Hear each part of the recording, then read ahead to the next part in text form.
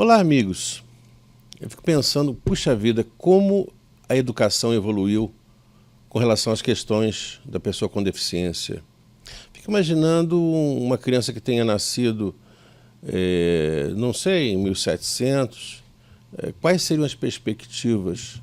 Talvez se essa criança tivesse nascido numa família abastada, ela teria alguma educação dentro da própria família, mas não existiria nenhum tipo de estrutura, nenhum tipo de modelo em que ela pudesse ser inserida fora da própria família.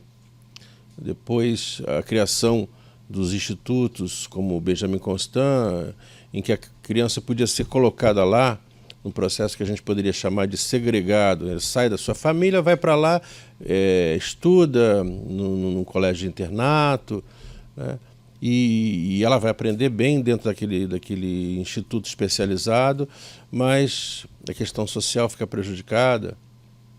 Depois um processo de integração, já com as questões das pestalozes e da criação de escolas próximas a essas instituições. Isso tudo a gente já viu na semana anterior, em que a pessoa, na verdade, vai ser colocada dentro de uma escola, e dentro dessa escola tem uma salinha em que ela vai estudar, mas ela não vai estudar junto com as outras crianças. Ela vai ser uma salinha destinada a pessoas com deficiência. E isso aí evoluindo para um modelo em que a criança vai ser colocada dentro da própria sala de aula junto com as outras crianças. Bom, é uma evolução que é espantosa, mas ela não é fácil. A gente falando dessa maneira, até parece que tudo isso foi uma evolução muito natural. As coisas foram evoluindo, foram se tornando mais, não sei, mais humanas ou mais socialmente justificáveis. Bom, não é bem assim. Eu vou falar agora sobre a questão da inclusão. Bom, a inclusão realmente já começou em torno de 1990, por aí começou o processo de inclusão escolar e não foi nada fácil.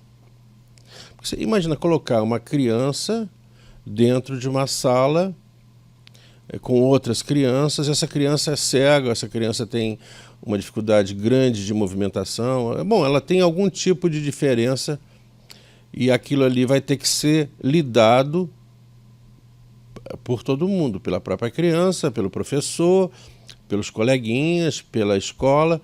Então, esse processo de inclusão é um processo que traz algumas dificuldades bastante significativas.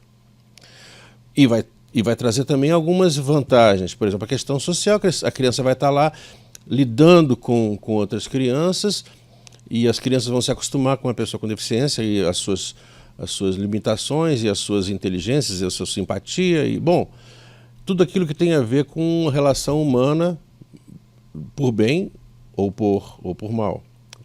Então, essa questão de inclusão traz essas coisas boas, mas traz também dificuldades. E essas dificuldades, na verdade, muitas delas são dificuldades operacionais. Eu vou dar aqui um exemplo, né? O tempo da pessoa que tem uma deficiência vai ser provavelmente diferente.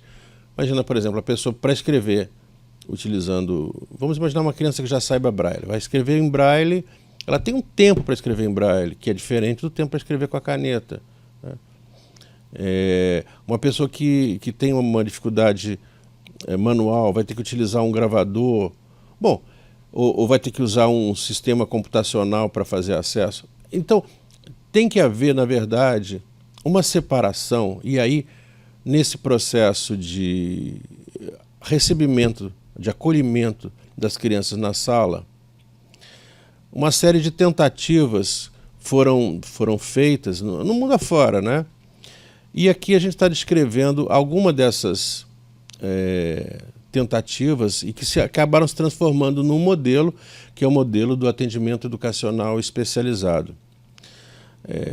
Vamos pensar no caso específico da criança cega, que é o nosso tema de interesse aqui.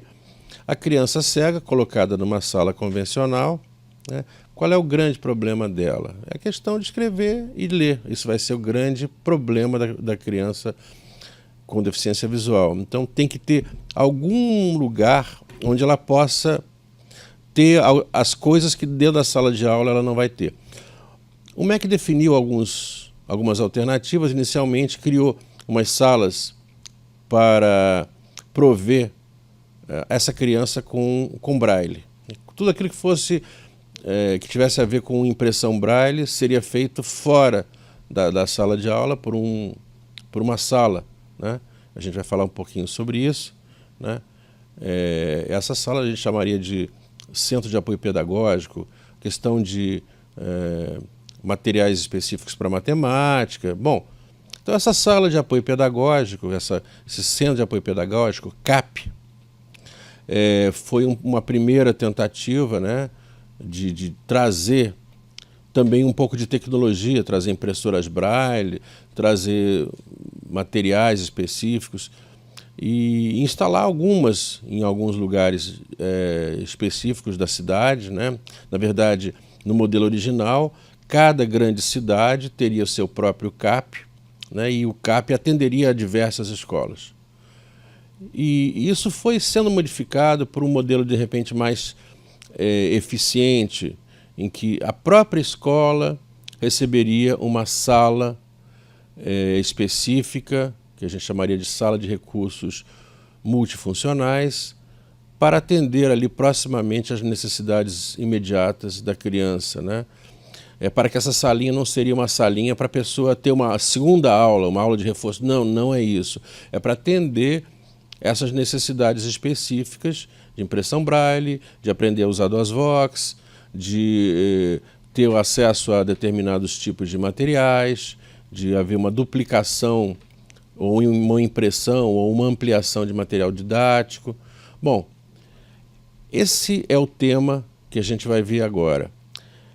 Eu diria o seguinte, agora, passados quase 30 anos desse processo complicado de implantação da inclusão, é que as coisas começam a funcionar melhor, né? As salas já estão funcionando, os CAPs estão funcionando, já existem até outras estruturas em que o MEC, digamos, colocou conhecimento técnico mais específico, vamos chamar de centros de referência, né, para dar um apoio mais especializado, um apoio mais forte às necessidades complexas que podem haver em determinadas situações, por exemplo, pessoas com paralisia cerebral que têm técnicas muito especializadas serem, digamos, atendidas de uma maneira um pouco mais técnica, ou os professores serem orientados através desses lugares. Bom, é sobre isso que a gente vai falar nessa semana, né?